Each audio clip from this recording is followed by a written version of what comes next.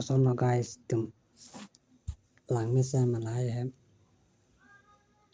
se lang mesen pate comment on than nói then like comment pi bang ke ten ne der nói ko yang sin ani tum ening hang pute na order na ni lo lang mesen long panji ke order bang pada de pin pen order nói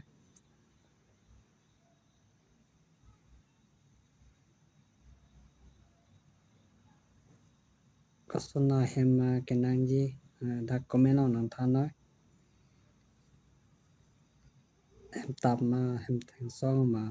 mà te em binong ajat bang mà comment on than pa cheni nói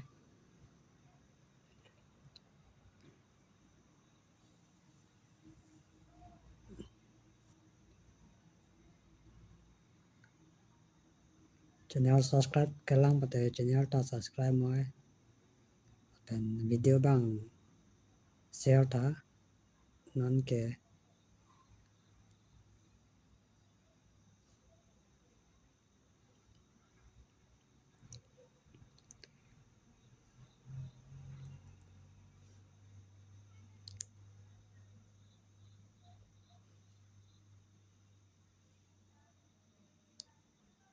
so no guys nale tum no so video cái lang pa na ning cái dok dolo mai si bak ning cái dok isi bak dolo te comment on than pa cheni nói